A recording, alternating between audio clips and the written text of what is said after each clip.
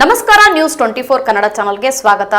ಯಾದಗಿರಿ ಜಿಲ್ಲೆಯ ಹುಣಸಗಿ ತಾಲೂಕಿನಲ್ಲಿ ಇಂದು ಅದ್ದೂರಿಯಾಗಿ ಪ್ರಥಮ ಕನ್ನಡ ಸಾಹಿತ್ಯ ಸಮ್ಮೇಳನ ಕಾರ್ಯಕ್ರಮ ಹಮ್ಮಿಕೊಳ್ಳಲಾಯಿತು. ಈ ಕುರಿತು ಒಂದು ವರದಿ. ಬಹದ್ದೂರು ಸಂಸ್ಥಾನದ ರಾಜರಾದಂತಹ ರಾಜ ಕೃಷ್ಣಪ್ಪ ನಾಯಕರವರು ಪುಷ್ಪವೃಷ್ಟಿಯನ್ನು ನೆರವೇರಿಸಿ ತಾಯಿ ಭುವನೇಶ್ವರಿಯ ಭಾವಚಿತ್ರಕ್ಕೆ ಪೂಜೆಯನ್ನು ಸಲ್ಲಿಸುವ ಪುಷ್ಪಾರ್ಚನೆಯನ್ನು ಗೈಯುವುದರೊಂದಿಗೆ ವಚನ ನಾದದ ಮೊಳಗಿದ ಈ ನೆಲ, ಭಕ್ತಿ ದೀಪ ಬೆಳಗಿದ ಈ ನೆಲ, ಕಾಯಕ ದಾಸೋಹದ ತತ್ವದ ಬಿತ್ತಿದ ಈ ನೆಲ, ದಾಸಿಮಯ್ಯನ ಪುಣ್ಯ ನೆಲ ಈ ಹುಣಸಗಿ. ಕಲ್ಲಲ್ಲೇ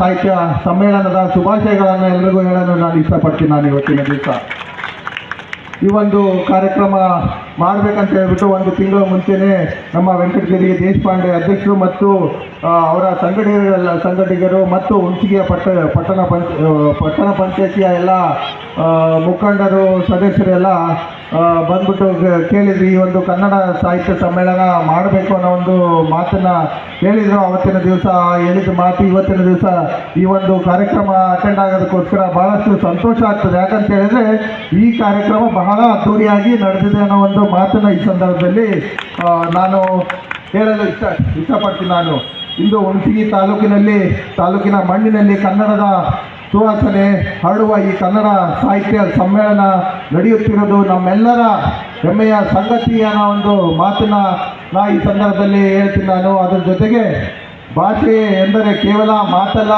ಅದು ನಮ್ಮ ಅಸ್ತಿತ್ವ, ನಮ್ಮ ಸಂಸ್ಕೃತಿ ಮತ್ತು ಆತ್ಮ ಅನ್ನೋ ಒಂದು ಮಾತನ್ನು ಈ ಸಂದರ್ಭದಲ್ಲಿ ನಾನು ಹೇಳಲು ಇಷ್ಟಪಡ್ತೀನಿ. ನಾನು ಸಮಯ ಭಾಳ ಆಗ್ಯದ. ಯಾವುದೇ ಬೀಜ ನೀವು ಅಂಗಡಿಗೆ ತೊಗೋಬೇಕಾದ್ರೆ ಏನು ಮಾಡ್ತೀರಿ? ಚಲೋ ಬೀಜ ತೊಗೊಳ್ತೀರಾ? ಇಲ್ಲ, ಚಲೋ ಬೀಜ ತೊಗೊಂಡ್ರೆ ಚಲೋ ಫಸಲು ಕೊಡ್ತದ. ಚಲೋ ಫಸಲು ಕೊಟ್ಟರೆ ಒಳ್ಳೆ ಗಿಡ ಬರ್ತದ, ಅದಕ್ಕೆ ಹಣ್ಣು ಹಂಪಲು ಬೆಳಿತವೆ ಅನ್ನೋ ಒಂದು ಮಾತು ಎಲ್ರಿಗೂ ಅದ. ಅದೇ ರೀತಿ ನಾವು ಬೀಜ ಯಾವ ರೀತಿ ಆರಿಸ್ಕೊಳ್ತೀವಿ, ಅದೇ ರೀತಿ ಮಾತನ್ನು ಒಂದು ಬೀಜ ಥರನೇ ನಾವು ಒಳ್ಳೆಯ ನಮ್ಮ ಮೈಂಡ್ ಏನು ಮಾಡ್ತದೆ ಅಂತ ಹೇಳಿದರೆ ಎಲ್ಲ ಮಾತುಗಳು ಹೇಳ್ತಿರ್ತದೆ. ಆದರೆ ನಾವು ಯಾವ ರೀತಿ ಬೀಜವನ್ನು ಆರಿಸ್ತೀವಿ ಅದೇ ರೀತಿ ಒಳ್ಳೆಯ ಮಾತುಗಳನ್ನು ನಾವು ಆ ಬೀಜದ ಮೂಲಕ ಏನು ಮಾಡಬೇಕು, ಭೂಮಿ ಯಾವ ರೀತಿ ಅದ, ನಮ್ಮ ಮನಸ್ಸದ, ಆ ಮನಸ್ಸಲ್ಲಿ, ನಮ್ಮ ಮನಸ್ಸಲ್ಲಿ, ಬೇರೆಯವ್ರ ಮನಸ್ಸಲ್ಲಿ ಆ ಬೀಜವನ್ನು ನೆಟ್ಟಾಗ ಈ ಗಿಡಗಳು ಯಾವ ರೀತಿ ಬೆಳೆದ್ಬಿಟ್ಟು ಗಾಳಿ, ಒಳ್ಳೆ ಗಾಳಿ ಬೆಳಕು ಕೊಡ್ತದ, ಅದೇ ರೀತಿ ನಮ್ಮ ಜೀವನನೂ ಯಾವ ರೀತಿ ಗಾಳಿ ಬಂದಾಗ ನಮ್ಗೆ ಎಷ್ಟು ಸಂತೋಷ ಆಗ್ತದ, ನಮ್ಮ ಜೀವನನೂ ಇದೇ ರೀತಿ ಸಂತೋಷ ಆಗ್ತದೆ ಅನ್ನೋ ಒಂದು ಮಾತನ್ನ ಈ ಸಂದರ್ಭದಲ್ಲಿ ಹೇಳಲು ಇಷ್ಟಪಡ್ತೀನಿ. ನಾನು ಅದರಲ್ಲಿ ಅರ್ಶನ ಇರ್ತದೆ. ಅರ್ಶನ ಏನು ಮಾಡ್ತದೆ, ನಮಗೆ ಹಣ್ಣಿಗೆ ಹಚ್ಕೊಂಡಾಗ ಬಹಳ ಒಳ್ಳೆಯದು ಅಂತ ನಮ್ಮ ಪೂರ್ವಜರು ಹೇಳ್ಕೊಟ್ಟಾರೆ, ಅದನ್ನು ಮಾಡ್ಕೊಂಡು ಬಂದೀವಿ. ಆದರೆ ಅದರ ಅರಿವು ಭಾಳಷ್ಟು ಜನಕ್ಕೆ, ನನಗೂ ಅರ್ಧಂಬರ್ಧ ಗೊತ್ತದ ಅದ್ರ ಬಗ್ಗೆ. ಈ ರೀತಿ ಹಲವಾರು ಏನಂತಾರೆ, ನಮ್ಮ ಸಂಸ್ಕೃತಿ ಹಲವಾರು ವರ್ಷದ್ದಾದ ಅದನ್ನು ಅರ್ತ್ಕೋಬೇಕು ಅನ್ನೋ ಒಂದು ಮಾತನ್ನ ಯಾಕೆ ಹೇಳ್ತೀನಿ ಅಂತ ಹೇಳಿದ್ರೆ, ನಾವು ಹಣೆಗೆ ಹಚ್ಕೋಬೇಕಾದ್ರೆ ಏನು ಮಾಡ್ತೀವಿ, ಕುಂಕುಮ ಮುಂದಿಟ್ಟಾರ ಅಂದ ತಕ್ಷಣ ತೊಗೊಂಡು ಹಚ್ಕೊಂಡ್ಬಿಡ್ತೀವಿ. ಆದರೆ ಕುಂಕುಮ ಮಾರಾಟ ಮಾಡೋರಿಗೂ ಗೊತ್ತಿಲ್ಲ, ತೊಗೊಂಬರೋರಿಗೂ ಗೊತ್ತಿಲ್ಲ. ಅದು ಅರ್ಶನ ನಮ್ಮ ಹಣೆಗೆ ಹಚ್ಕೊಂಡಾಗ ಒಳ್ಳೇದಾಗಬೇಕು. ಅದು ಕುಂಕುಮ ಏನು ಮಾಡ್ತಾರೆ, ಸುಮ್ಮನೆ ಹಚ್ಕೋಬೇಕು ಅಂತ ಹಚ್ಕೊಳ್ತಾರೆ. ಅದಕ್ಕೋಸ್ಕರ ಈ ಸಂದರ್ಭದಲ್ಲಿ ನಾನು ಸಣ್ಣ ಉದಾಹರಣೆ ಕೊಟ್ಬಿಟ್ಟು ನಾವು ಹೇಳೋಕ್ಕೆ ಇಚ್ಛೆ ಪಡ್ತೀನಿ.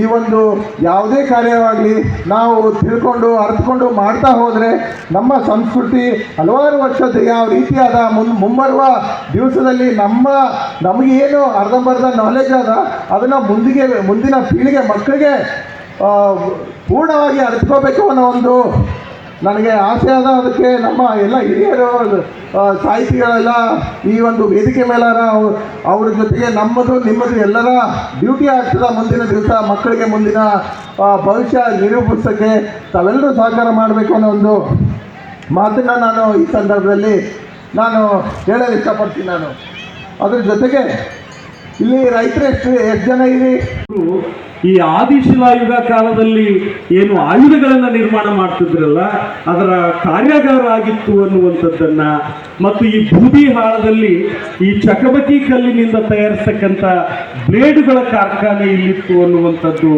ಇವತ್ತು ನಿಮ್ಮ ಇತಿಹಾಸದಲ್ಲಿ ದಾಖಲಾಗಿದೆ.